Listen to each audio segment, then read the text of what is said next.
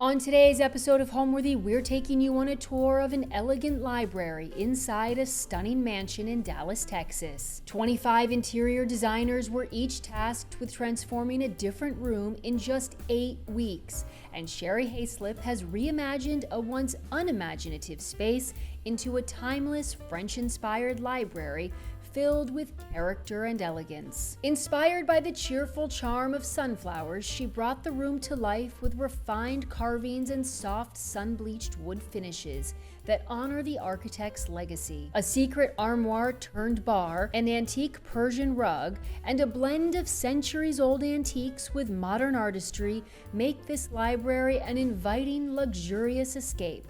Settle in for a taste of the good life, caviar included.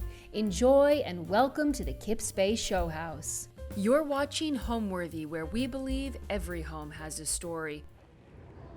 Hi, Homeworthy. I'd like to show you around the Sunflower Library.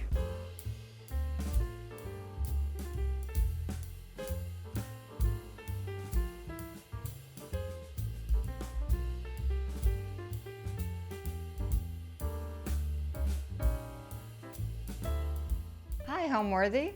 I'm Sherry Hayslip, and welcome to the Sunflower Library. The Sunflower Library is a room that was initially a real library and an art gallery, really, for the original owner, that we have modified into sort of our own special library that focuses on happy, pleasant, elegant living in a way that's kind of fun.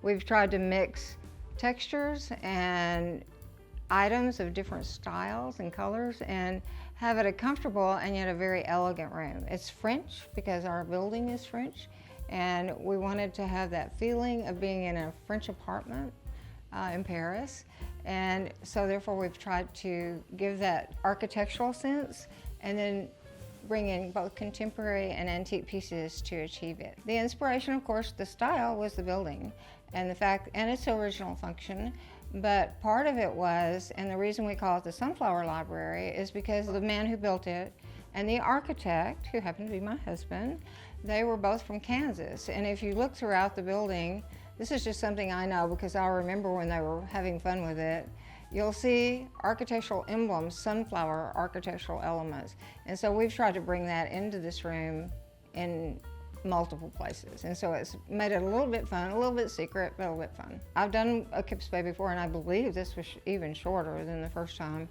but it was all out all the time, and I'm so lucky that I found some beautiful objects, such as this piece that I'm sitting on, which dictated the color scheme, so I didn't have to waste time figuring that out.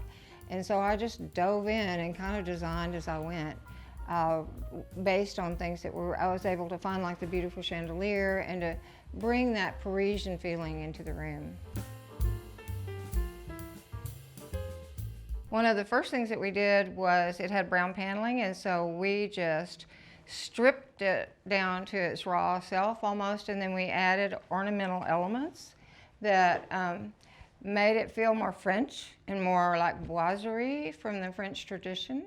The drawings on the wall are done by the architect, who happened to be my husband, so I had them. And they show elements of the building, like the rotunda or the stairwell or the doors. And so that's just kind of fun, that you can see the process of the building being built, not just the rooms within it. And so going on around the room, this is Gabrielle. She is our caviar hostess. And this is a beautiful Nardis dress that I think it has the spirit of the room, and kind of I hope that helps it feel a little bit more occupied, a little bit more welcoming to people that come in, but mostly it's for fun. And then we have a pair of magnificent mirrors that I'm so excited that we were able to get. We really planned that entire wall of paneling around it. That wall, we took all the paneling off and replaced it so it would be in the right modules. And so that was a wonderful thing. The consoles came from Jonathan Sainsbury in England. The mirrors came from Dallas, Gerald Tallman, wonderful antique shop, who's shared those with us. And then the lamps came from Gerald Blond in New York. And I love that sort of minimal, simple lamp against all of the lushness. And I also like the glimmer of some of these pieces against the raw looking wood. Going a little bit further, this painting is by Austin Wiener. And I love it because it is the happy spirit that I like in the room, and it's the exact way I like to blend. I do any style in design, but I really like a style which is a blend of beautiful objects and not too formulaic, but a little bit understated. So we added this beautiful French fireplace because it's in the keeping of the boiserie walls. And then the contemporary painting we offset with this beautiful, almost like Dutch-looking still life of fruit on the mantel. And we balanced it with a couple of small studio edition of Dale Chihuly pieces. And that added color too. Another little point of fun that we have is our poodle. That's mid-century, as in 20th century, but he's keeping track of everything. And then there's the other of the pears. We have some beautiful rock crystal sconces which complement our baccarat chandelier, which came from Sheriff in New York, which is one of the prettiest chandeliers I've ever seen in all the years I've been working.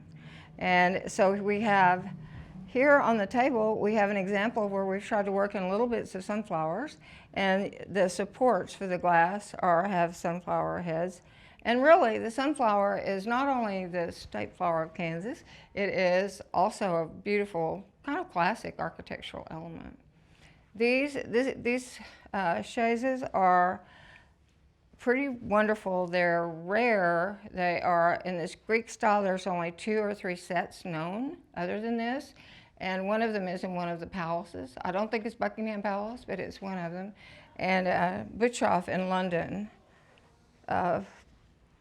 let us have these for our show, and it more or less set the floor plan, and it set the palette, and it invites you to come and sit by the fire or just have a good conversation. So I think one of the best things in this room are the flowers. And the florist, brilliant, Junior Villanueva of the Garden Gate.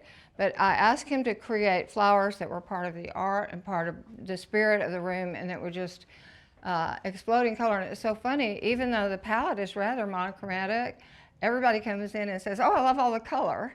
And it really is from these beautiful flowers that he's done, which we have put in rose medallion bowls of different sizes, and another piece or two of rose medallion, trying to mix with that modern lamp, showing the way. You can just put new with old, and flowers work with all of it, of course. So one thing that we have as a little treat is a caviar cookie.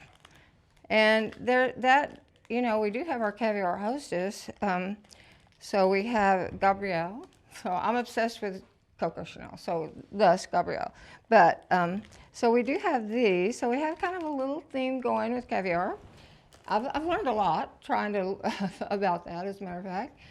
The bookcases are backed with Gracie paper, and they didn't have time to do any custom coloring. This is basically one that was available, and then when it got here, I added a little bit of color with markers and paints to bring in our palette, so we had the right thing. And I love the paper, and I hope that Gracie forgives me for doing that, but I think it comes across very well.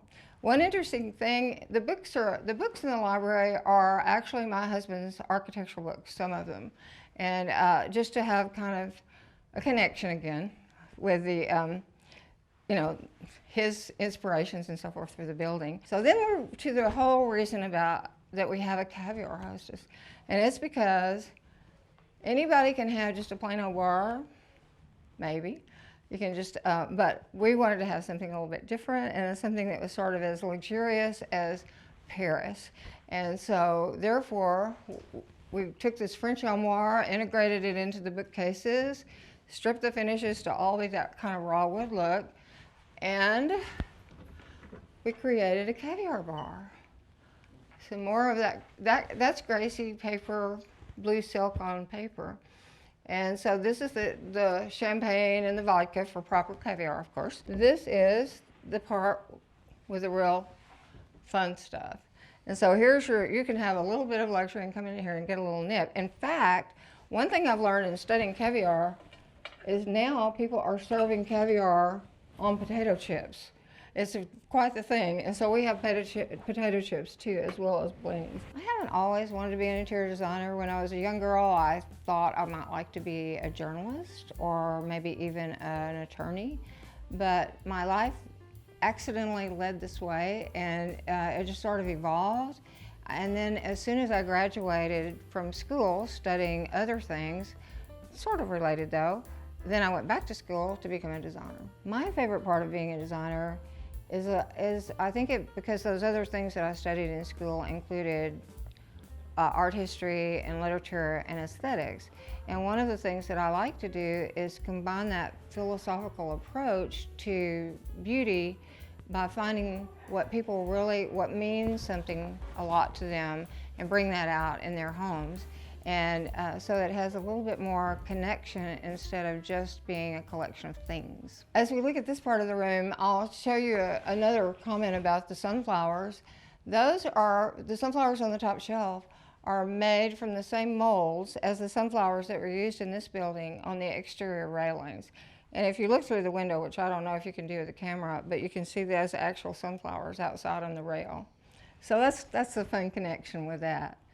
And then going around the room on the side, we have draperies that we used beautiful Fortuny fabric, and which thrills me. We have a throw from Jakob Schlesser fabric, which is very couture, which I think adds a little bit of sparkle. I love this table. This is from Gallery 21, or 21st Gallery in New York, and they represent such fantastic artists. And this table is made by Hélène de Léger, if I'm saying it correctly, and it's resin, which is all as fabulous crackled resin, especially as the afternoon sun comes through, and bronze, very heavy.